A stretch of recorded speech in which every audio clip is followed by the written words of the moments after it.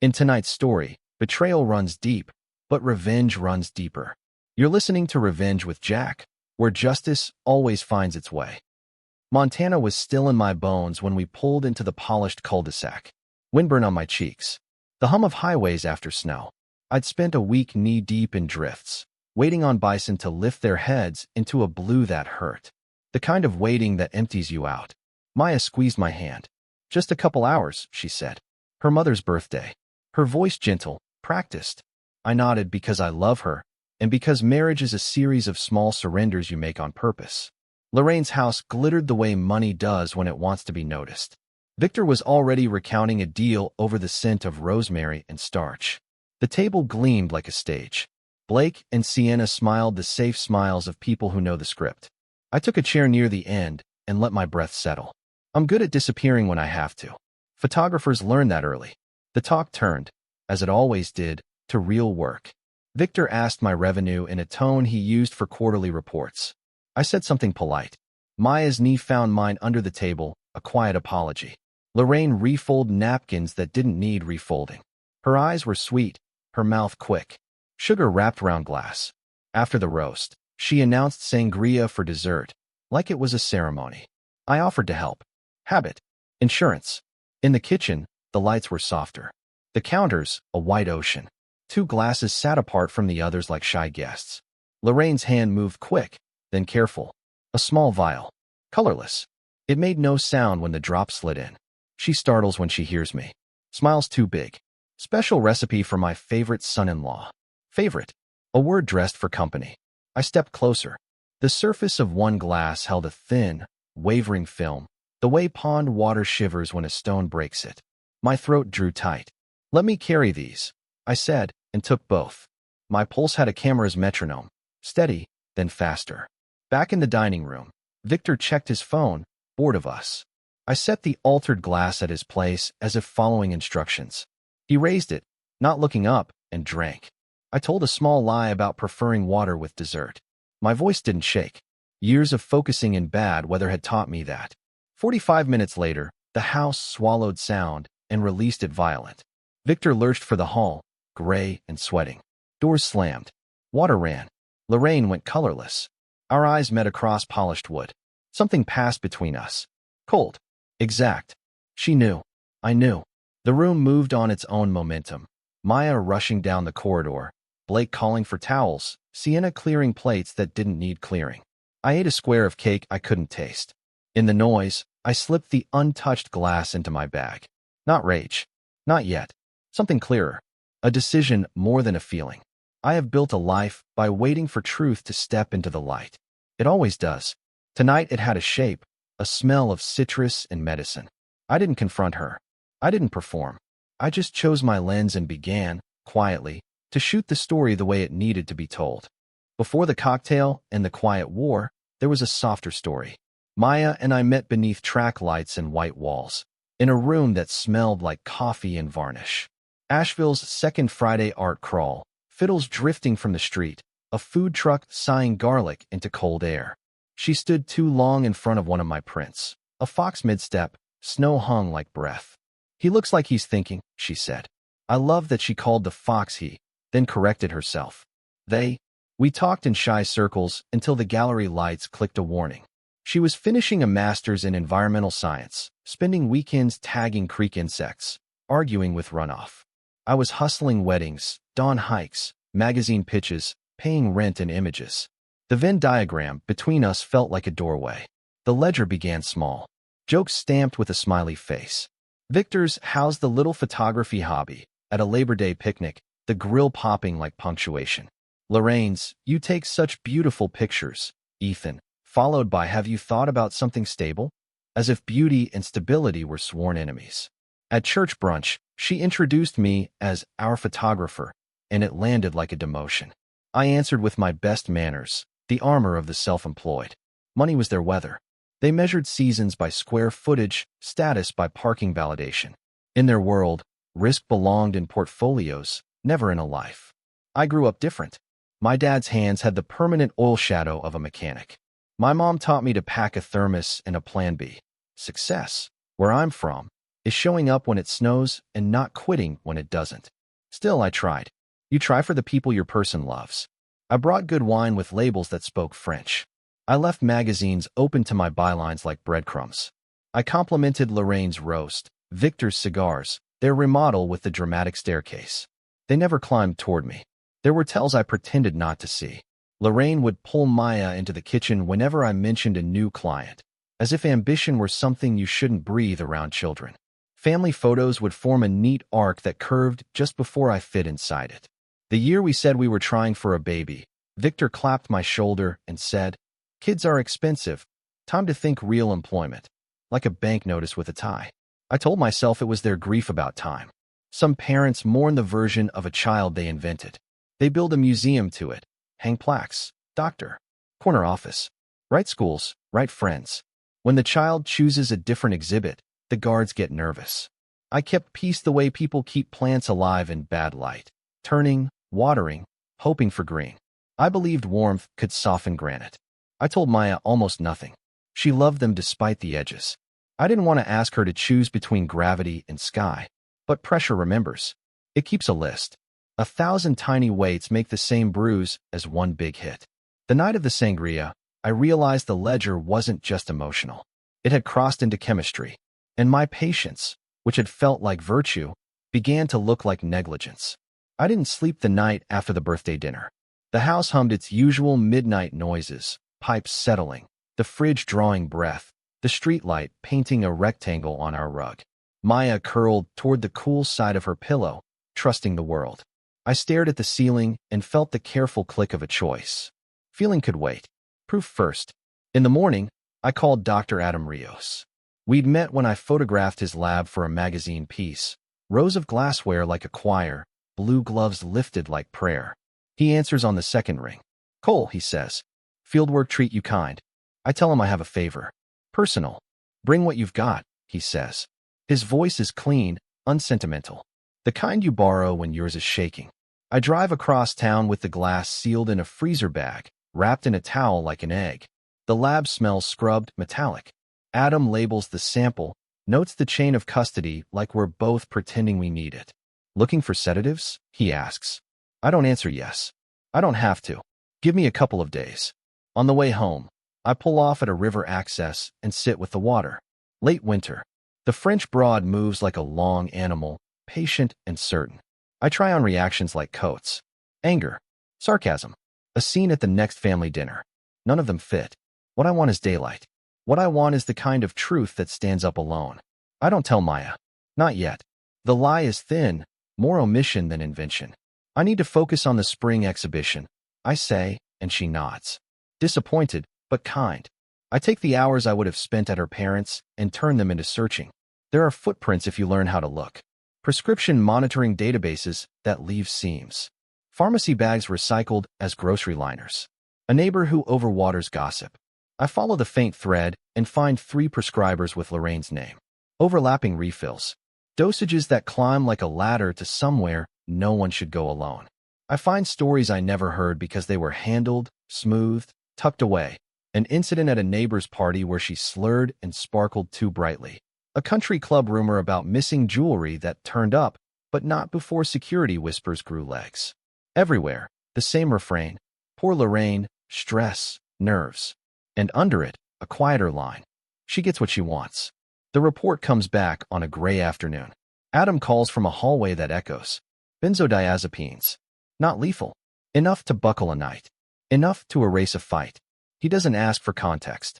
He offers a written summary, crisp as a folder tab, and I say yes. I print it twice. One copy for a box marked later. One for the present tense. I slide the paper into a manila envelope and sit with it on my lap like a sleeping thing. The house is still. Outside, crows stitch the sky.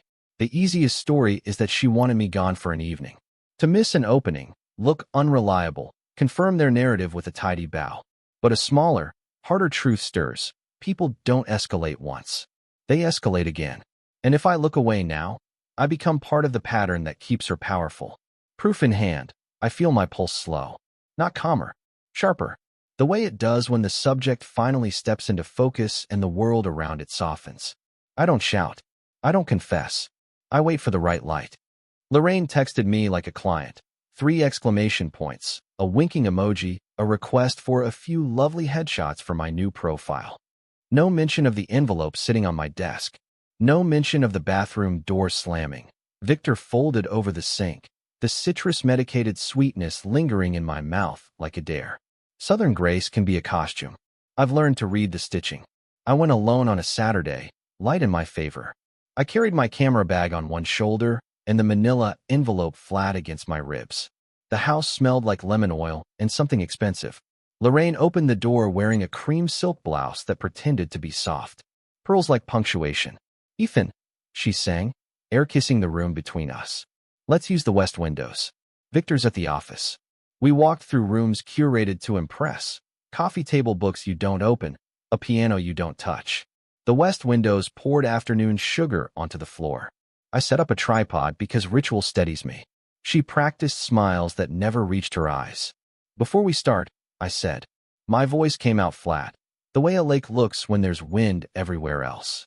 I took the envelope from my bag and handed it to her. "I thought you should see this." She read the lab header first, the place where truth anchors itself, then the words that followed. Benzodiazepines, concentration, chain of custody. Her hands trembled, then stilled. "This is absurd," she whispered. "I would never." "We both know," I said, softly enough to keep the moment from cracking. I don't know why.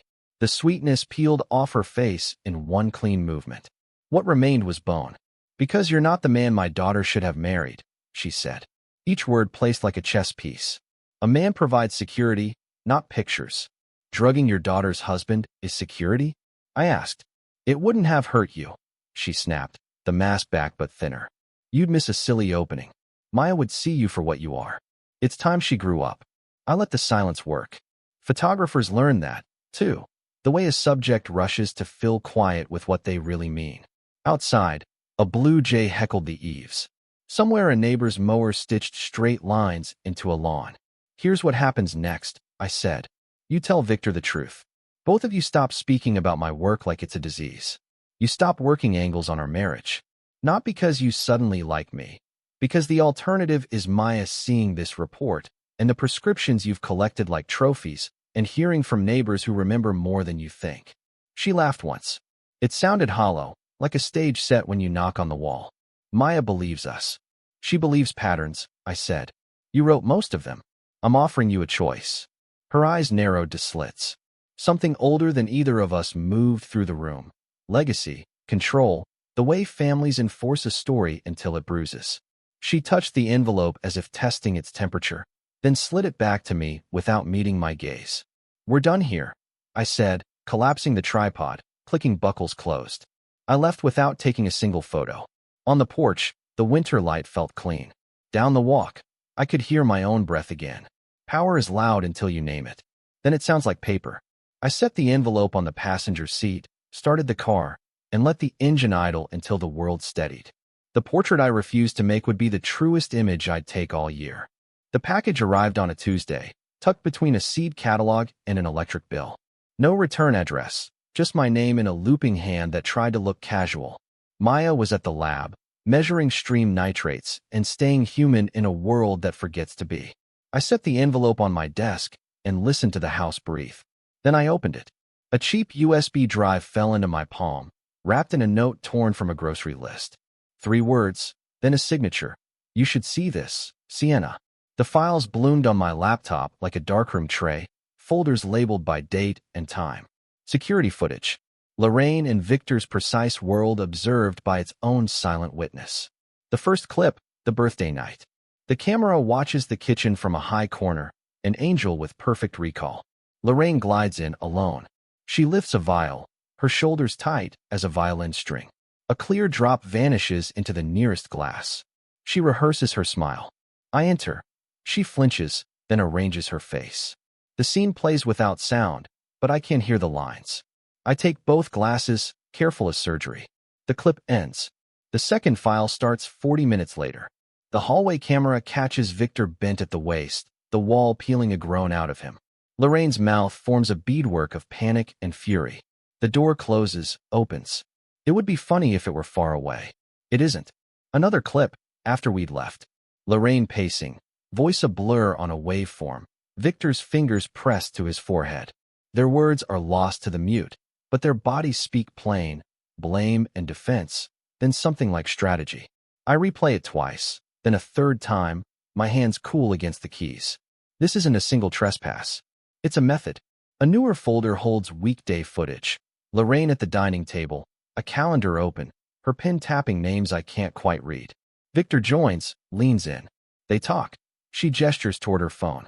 One frame freezes on her face, stripped of all performance, exhausted, hungry for control.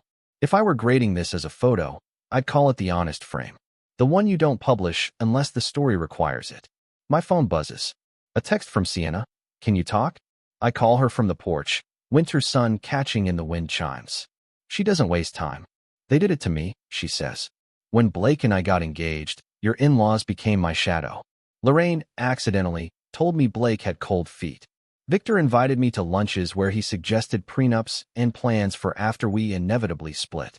I almost believed them. For 2 years. Why now? I ask. Because I saw their pattern replaying with you, she says, voice steady but late with tears. And because I installed those cameras after we had James. Not to catch them. Just to feel less alone when they were in my house. A small, ragged laugh. Turns out walls remember. I thank her until the word thins. We sit in a quiet that doesn't feel empty. Behind us, Appalachia holds the town like a gentle hand. I think about the data we keep, photos, timestamps, the little black boxes of our lives, and how truth requires an archive. In the absence of apology, proof is the only language that travels. When we hang up, I make a folder labeled story. I drag the clips inside. The drive hums like a low, patient animal. In the yard, a squirrel crosses the fence rail, sure-footed, eyes bright. Patterns make prisons. They also make maps. I follow the line where it leads. Victor texted like a calendar alert. We should talk. Man to man. No wives. The country club he chose sits on a hill that pretends not to overlook anything. Pines groomed into obedience, a pond trimmed into a mirror. The hostess knew his name before he spoke it. I followed her into a private room where the carpet swallowed footsteps and the windows overlooked a green no one walked on. Victor stood beside a tray of bourbon as if it were a podium. Ethan, he said, warm as a handshake on stage. He poured for both of us, amber and authority. Families are complicated. The speech had polish. Lorraine is protective. She means well. Anxiety, you understand. He slid the glass toward me like a settlement. Drugging someone is a strange kind of care, I said, leaving the drink untouched. His mouth twitched the way a man recalculates. A misunderstanding, he tried again, eyes narrowing. Shame about the, he searched for it, mix-up. But we're all adults. Let's be pragmatic. He waited for the word that would make me manageable. Price, concession, deal. I gave him silence instead. He leaned in, voice lowering to the register where men believe they are telling hard truths. You married into a family, Ethan. With that comes standards. We guard our own. We've handled situations before. Handled? I asked. He held my gaze. Maya has always been bright. Impressionable. She thinks with her heart first. It's our job to make sure her life isn't derailed by. He tipped his chin at my hands, my jeans, the invisible ledger of not him. Poor Fitz. He let it sit, then smiled. Ask her about Trevor. Cold threaded my ribs. Trevor. Pre-you, he said, almost fond. Good on paper. Doctor. The wrong background. We found things. She found sense. Came home. He sipped, satisfied with the story he had just renamed Destiny. On the drive back, the mountains looked older than every lie combined. I pulled into a lot behind a bakery and called Priya, Maya's roommate from grad school. We hadn't spoken in a year. Kindness has its own memory. Trevor, she repeated. Oh God, that. He was steady. Boring in a good way. You're kind of boring, honestly. She exhaled. Her parents didn't like him. Said they had concerns. Then screenshots showed up. A hotel confirmation, a flirty email. Later he said they were fabricated, but by then Maya was devoured by doubt. She broke the engagement in a weekend that felt staged. I found Trevor through a hospital operator and the stubbornness that pays my bills. He hesitated, then sent what he'd saved. Email threads, metadata intact. His last long message to Maya, pleading detail by detail. Her reply, short and stunned. The receipts weren't smoking guns so much as a familiar smell of fire. I stared at the screen until the words blurred. Gaslighting is patient work. It builds a maze and teaches you to doubt your own feet. I gathered everything into the story folder. Victor's bourbon-lacquered confession, Priya's recollections, Trevor's emails, archiving like a man packing for weather he won't be able to predict. When I finally parked at home, dusk had pulled a lid over the day. Inside, Maya was rinsing arugula, sleeves pushed up, wedding band catching the last light. I kissed her shoulder and said nothing yet.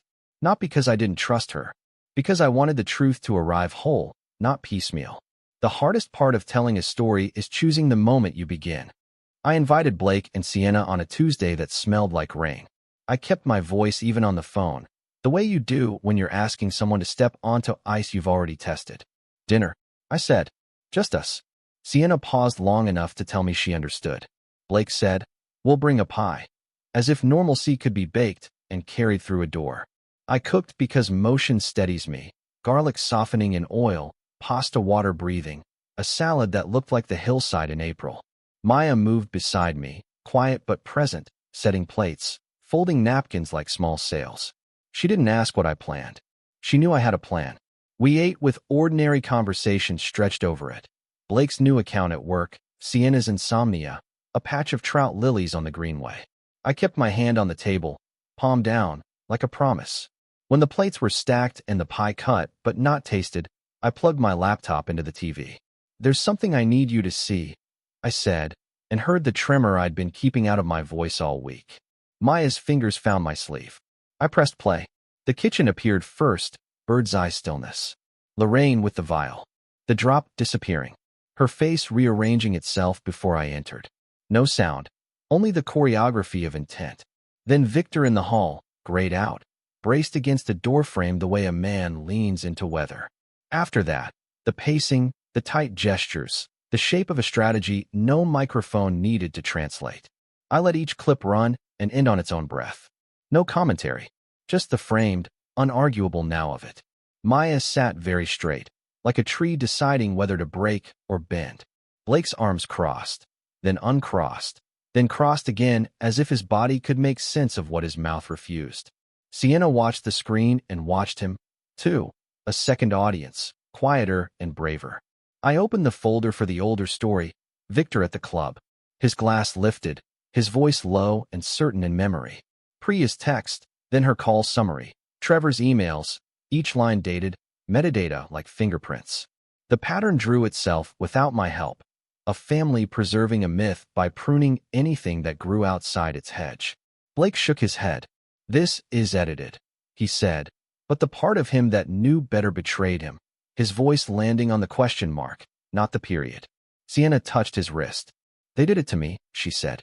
The words were simple, the cost behind them wasn't. She told him in the same room where we'd eaten everyday dinner.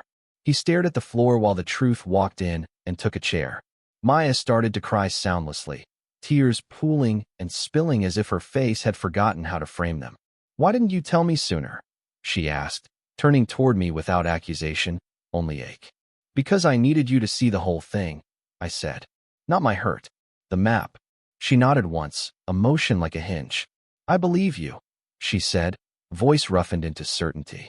I believe what I'm watching, and I believe what I've felt for years and talked myself out of. Across from us, Blake's defenses loosened the way a knotted rope finally relents. If this is true, he started and couldn't finish. Truth waited. It's patient like that. No one touched the pie. The room felt aired out, emptied of perfume, filled with something plain and almost holy, the relief of not pretending. I clicked the screen dark and left the laptop on the coffee table, a quiet, blinking oracle. Outside, rain began in the good, soaking way. Inside, Maya slid her hand into mine. It felt like reopening a window we'd thought was painted shut. In the morning, Maya placed her phone face up on the counter like a witness. I'm calling her, she said. Speaker. The kitchen window held a square of pale light. Coffee steamed. We stood close enough to share breath. Lorraine answered in her sunniest voice. Darling, I was just thinking, why don't you come stay with us a few days? Give yourself some space. Marriage can be clouding. The script was familiar, the edges oiled. Maya's voice didn't quiver. I've seen the videos, Mom. A soft clink as the spoon touched the mug's rim. The kitchen. The vial. Dad in the hallway. The conversations after. Silence. The first honest sound. Then, quickly, oh, sweetheart, he's manipulated those. You know, Ethan, jealous of our closeness. You've always been. No, Maya said. One syllable, clean as glass. We're coming over tonight. All of us. Me, Ethan, Blake, Sienna. We're going to talk. And I'm recording it. She ended the call before the story could stitch itself back together. I packed my gear like a field assignment. Camera, spare batteries, a small shotgun mic, the USB-labeled story. Not to ambush. To keep the truth from being hushed by upholstery and good china. On the drive, Maya's hand rested on my knee. We didn't rehearse. We didn't need to. The facts would be their own script. Lorraine and Victor were already in the living room, framed by tasteful lamps and the portrait of a much younger family arranged like compliance. Blake and Sienna sat side by side, not touching. I set the tripod in a corner, angled to take everyone in. I said, for the family archive, and watched Victor bristle at the word family daring to include me. He tried anyway. Misunderstandings have a way of multiplying, he began. Let's lower the temperature. Lorraine nodded quickly, eyes dewy, hands folded like forgiveness waiting to be earned. I pressed record. We started with the small, undeniable, the lab report from Dr. Rios, the chain of custody, the dates. Lorraine called it slander. I played the kitchen clip. She said deep fakes. I showed the system time logs and installation receipts Sienna had kept. Victor said context. I rolled the hallway footage. He said stress, bad shellfish, anything with a mouth that wasn't the truth. I kept my voice level and my questions spare, the way you coax a skittish animal from the brush. Did you add a sedative to this glass? Did you discuss breaking us up? Did you discourage Trevor? Each time, the denials arrived thinner, more brittle, until they sounded like paper someone kept folding. Maya stood. I love you, she said to both of them, and the word didn't wobble. You raised me. You also tried to keep me from my own life. That ends now. Blake stared at the carpet. Then he looked up, eyes rimmed, mouth set. I'm with Maya, he said, voice breaking in a way I'd never heard. I'm done being managed. I placed a second USB on the coffee table. This is everything, I said. It stays in this room. If you respect our marriage, if you stop the quiet wars, it goes nowhere. If you don't, it learns to travel. Victor's gaze flicked to the camera, then to the drive, then to Maya's face. For the first time, I watched calculation give way to recognition, the simple math of consequences that don't bend. Lorraine reached for words and found none that could lift. I ended the recording. We stood. The room felt different, as if the furniture had shifted half an inch toward honesty. Walking out, I realized the boundary wasn't a wall. It was a door, locked from our side. Time didn't heal so much as organize. In the weeks after the recording, the house grew quieter, a silence that wasn't avoidance but rest. Maya found a therapist who listened like a good river, patient, unstartled by flood. Blake joined on Thursdays. Sometimes Sienna sat in, too, and I made dinner that waited warm in the oven. We didn't dissect the past so much as label it, shelf by shelf, so it stopped tumbling onto us every time we tried to open a cabinet. Lorraine and Victor kept their distance. A few texts trickled in, a photo of azaleas from their yard, a forwarded article about mindfulness that would have been funny if it weren't so crooked. No accusations. No invitations. The weather changed. Spring uncurled. Work lifted me into mornings again.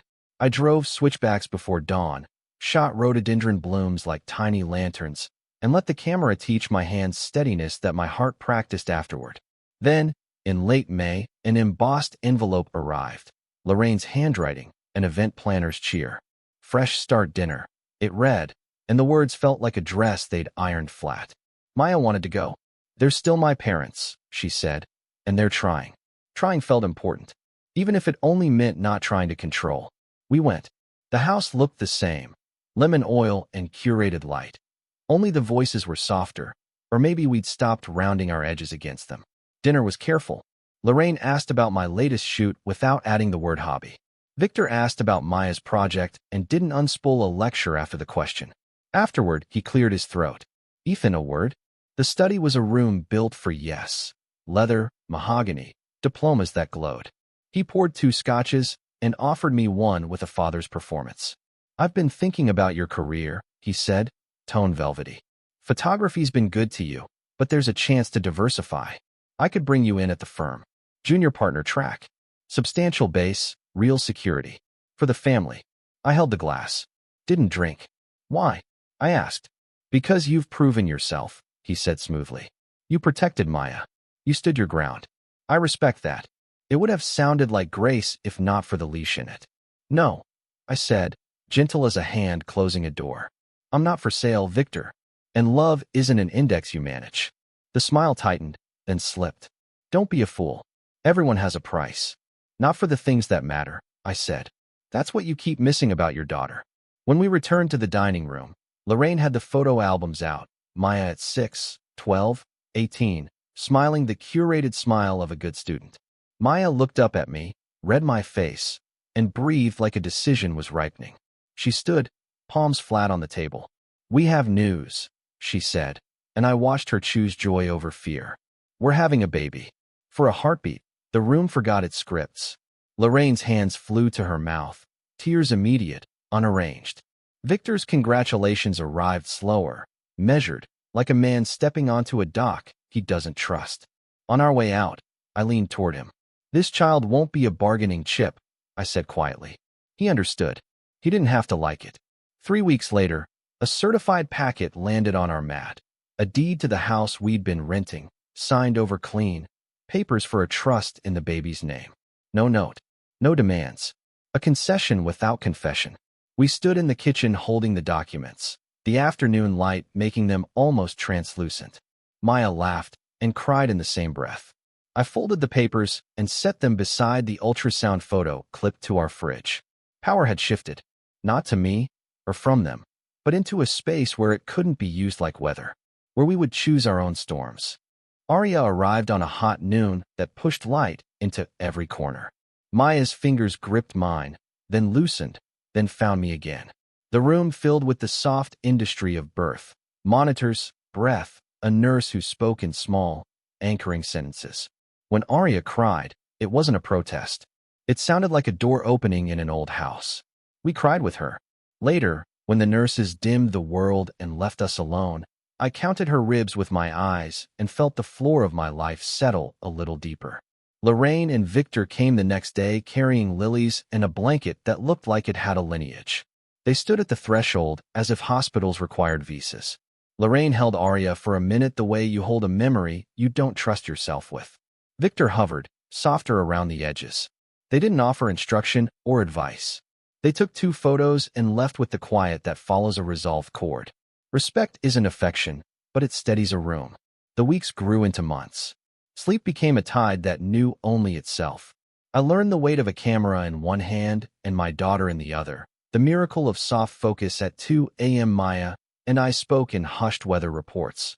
How she ate, how she dreamed, how the house felt lighter with a third heartbeat in it. Boundaries held. Lorraine texted once a week and waited if we didn't answer.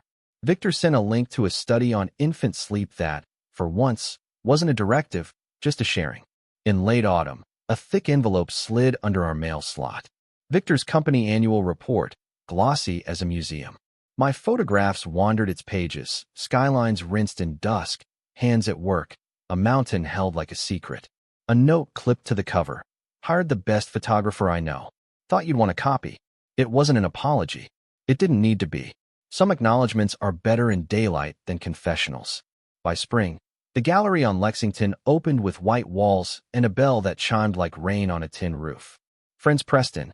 Clients who had become friends hugged my shoulders and asked about Arya. My parents flew in from Oregon, still sunburned from yard work. Maya wore a simple dress and carried our daughter on her hip, pointing at a print of bison in a storm and whispering a story Arya couldn't possibly understand and also already did. Lorraine and Victor arrived near closing, stayed just long enough to make eye contact with the life they hadn't designed. Lorraine held Arya under Maya's watchful gaze. Victor shook my hand and let his eyes rest on the photographs without searching for leverage. They left with the bell's soft weather at their backs. That night on the porch, after we locked the gallery and set the baby monitor on the table, we watched the sky lift its last colors off the blue ridge.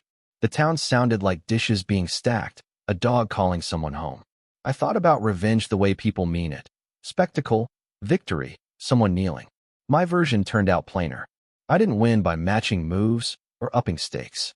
I won by not playing, by choosing steadiness, by naming what hurt and then building around it, not inside it, by loving my wife and child in ordinary ways that look small until you measure the distance they cover. Arya slept on, a soft whistle of breath through the monitor's tiny speaker. Maya laid her head on my shoulder. The mountains were dark and unbothered. I felt the camera beside me, the good weight of work earned on my terms, and understood the shape of my life in one clean line. Live well, tell the truth, hold your ground, keep your people close. The rest can go quiet.